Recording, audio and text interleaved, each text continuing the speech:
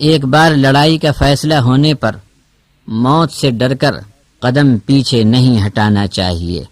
فتح ہونے پر اللہ ہی کی طرف نسبت کرنا چاہیے، لیکن اگر ناکامی ہو تو اپنی کمزوری پر نظر ڈالنے کے بجائے سردار کو طعنہ دینا اطاعت کے خلاف بات ہے۔ آج بھی مسلمانوں کو اپنے سرداروں کی بات ہر طرح ماننا چاہیے۔ کام کا بننا بگڑنا سب کچھ اللہ تبارک و تعالی کے ہاتھ ہے۔ بندے کو چاہیے کہ بھلائی اور کامیابی نیز فتح کو اللہ کا انعام اور فضل سمجھے، اور تکلیف اور ناکامی کو اپنی کوتاہی کا سبب جانے۔ نبی صلی اللہ علیہ وسلم کو اللہ تبارک و تعالی نے اپنا پیغام دے کر بھیجا ہے، اس پر عمل کا نتیجہ آدمی کے ایمان اور اطاعت سے ظاہر ہوگا۔ سب اعمال کو اللہ خود دیکھ رہا ہے، اس کا مشاہدہ کافی ہے۔ جن کافروں کے ساتھ لڑائی کے بارے میں مسلمانوں کا سمجھوتا ہو گیا ہو، یا ایسے غیر مسلم جو نہ تو مسلمانوں سے لڑنا چاہتے ہیں اور نہ ان کی طرف سے لڑنا چاہتے ہیں، ایسوں کے خلاف لڑنا بھی منع ہے۔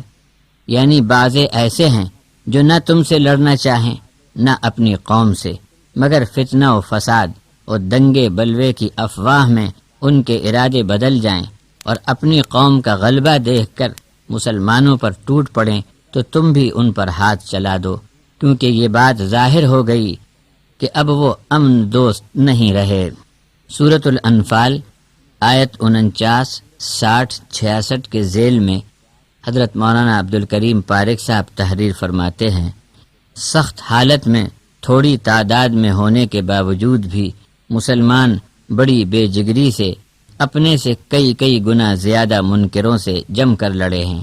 ایسی دلیری پر داد دینے کے بجائے دوغلے لوگ مارے حسد اور جلن کے کہتے کہ ان کو دین کی محبت اور عظمت نے غرور میں ڈال دیا ہے، گویا ان کے نزدیک اہل ایمان کی کامیابی ناممکن تھی، لیکن اللہ تبارک و تعالی پر توکل اور ایمان کی قوت سے مسلمان ہر وقت غالب رہتے ہیں، اس حقیقت کو وہ بھول چکے تھے۔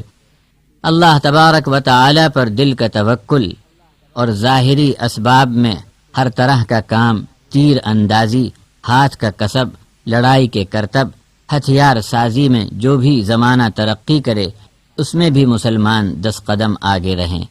پھر سب کچھ کرنے کے بعد فقط اللہ تبارک و تعالی کی نصرت کا سہارا چاہیں، یہ اسلامی اصول جنگ و قتال ہیں، یہاں رہبانیت اور ترک دنیا نہیں۔ دور اول کے مسلمان ایمان اور صبر میں کامل تھے، اس لیے انہیں 10 گنا طاقت سے ٹکرانے کی ہمت تھی۔ 20 ہوں تو 200 پر، اگر 100 ہوں تو 1000 پر بھاری ہوں۔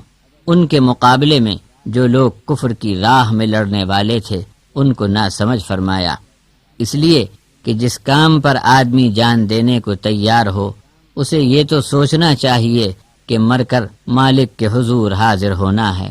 وہاں کیا منہ دکھائیں گے کہ اللہ کے ماننے والوں سے لڑائی کی اور بے موت مرے؟ پھر اللہ کے دربار میں رسوائی اور ذلت کے حاصل کرنے کو جو شخص جان کی بازی لگا کر بددینی اور شرک، نافرمانی اور کفر کی راہ میں جان دے دے، وہ ناسمجھ اور بے وقوف نہیں تو کیا ہوا؟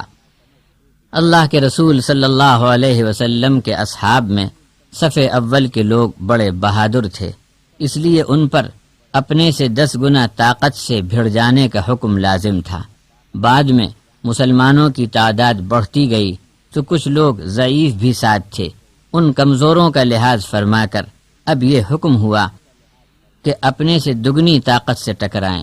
اللہ تبارک و تعالی کے حکم سے ضرور کامیاب ہوں گے، لیکن حضرت رسول اللہ صلی اللہ علیہ وسلم پر ایمان لانے والے 1000 افراد 80,000 کے لشکر سے بھی لڑے ہیں اور اللہ نے انہیں فتح دی۔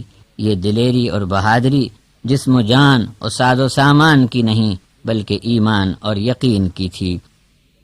سورت نمبر 9 التوبہ آیت 90، 91 اور 123۔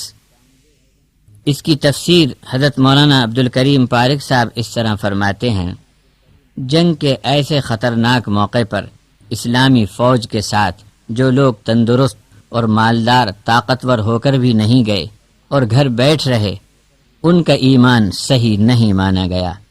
پھر ان کی دیکھا دیکھی راجدھانی کے آس پاس کے گاؤں دیہات والے بھی عذر بہانے لے کر چھٹی مانگنے چلے آئے۔ اللہ نے ان سب کو ناپسند فرمایا۔ بوڑھا، بیمار اور ایسے غریب لوگ جن کے پاس سامان سفر، سواری اور خرچ کے لیے کوئی انتظام نہیں، ایسے اہم موقع پر بھی ان کو رخصت دی جائے گی، اور جنگ میں شریک نہ ہونے پر ان پر کوئی کارروائی نہیں کی جائے گی۔